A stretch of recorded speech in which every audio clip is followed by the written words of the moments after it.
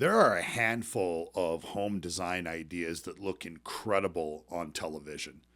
They photograph beautifully on Pinterest and they get endlessly recycled by DIY blogs and magazines. And then people have to live with them. Open kitchen shelving is one of the best examples, not because it's ugly, not because it's wrong, but because people never think two moves ahead before committing to it. And open shelves aren't the only idea that falls into that category. Today, we'll discuss some of these ideas and their consequences to homeowners. I'm Dr. C, and you're watching The Home Strategist. Huge and open and beautiful.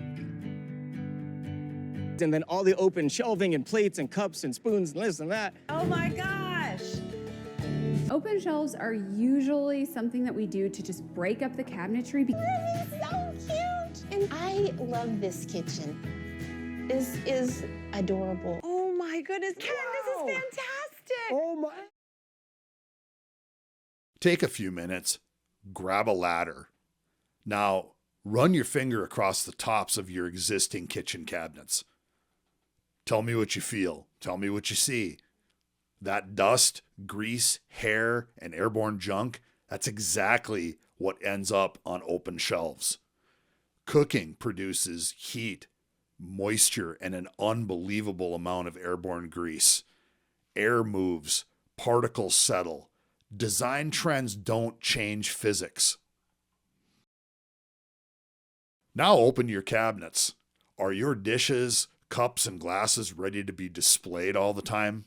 If the insides of your cabinets look anything like mine, it's like stepping into a thrift store with different patterns, colors, and shapes of dinnerware. And to be honest, does everything always get put away neatly?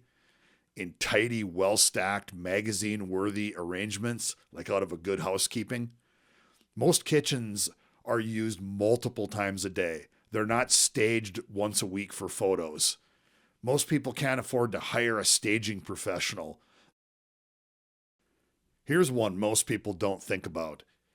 Take your plates and bowls, especially stoneware, and put them on a bathroom scale.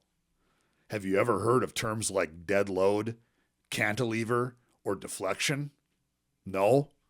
Nor should you have. You're not an engineer.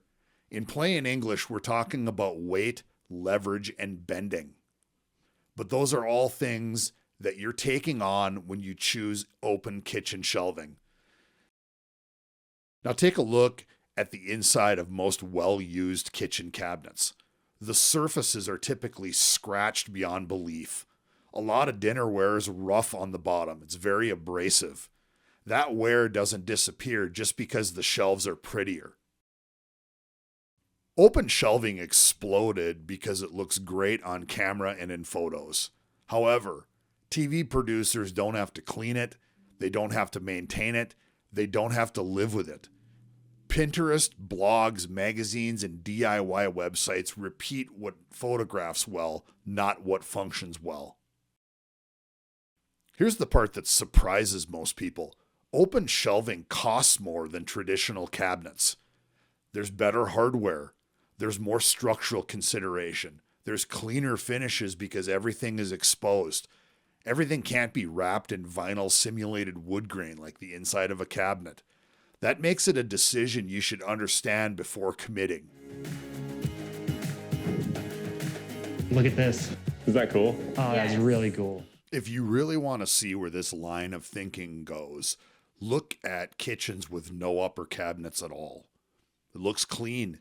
Again, it photographs really well, and it completely ignores how kitchens actually work. The stuff doesn't vanish. It gets pushed into pantries, islands, and oversized base cabinets. So now you're trading accessible vertical storage for deeper, harder to use storage. No upper cabinets isn't a bold design choice. It's the end point of design thinking that never asks how the space is actually used or who's using it. Once you see this pattern, you start to see it everywhere. This one drives me nuts. No doors on master bathrooms and other privacy spaces. If one spouse gets up early, the other loses sleep. Light, noise, and privacy all become issues. Now you're managing doors elsewhere just to compensate. Barn doors are another good example. Look, I've used them myself, especially in retrofit situations where framing wasn't practical, like those doorless spaces that I just talked about. But here's reality. Locking mechanisms are sketchy and unrefined. Many can't be locked from the outside. If a small child locks themselves in or there's an accident, your options are pretty limited short of busting the door down. Privacy is still an issue.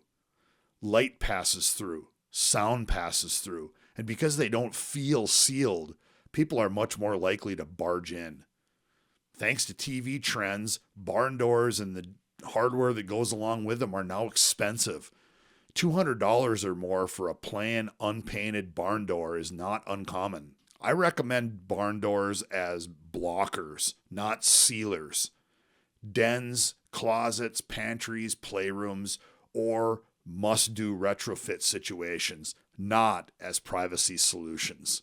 Perfect. All right, we are going to rebuild your dream kitchen. We'll start with floor-to-ceiling cabinetry and an open pantry, which I do want to keep a creamy white to give it that classic feel. Like shelving, open pantries look great on TV until you factor in dust, pests, visual clutter, and constant restaging, otherwise known as reality. They're performative storage. Pot fillers are another favorite. They have a high install cost. They're an added plumbing risk, and frankly, they're rarely used. And here's the part that really gets overlooked with pot fillers. In a lot of homes, the range is on an exterior wall. This works really great in states like Arizona, California, and Florida. But now try that in North Dakota and see what happens.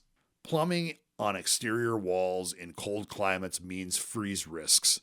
And frozen pipes don't fail gracefully, they burst.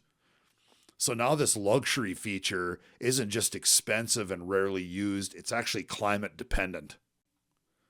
Again, vessel sinks. They photograph beautifully. Then you have to live with the splashing, the cleaning issues, and the awkward ergonomics. Freestanding tubs are everywhere, especially in master suites. But less than 20% of people prefer baths over showers. As a result, they just turn into dust collectors and square footage hogs.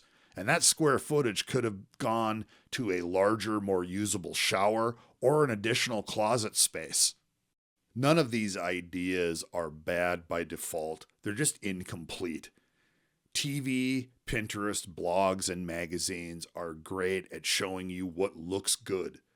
They're terrible at showing you what holds up, at what ages well.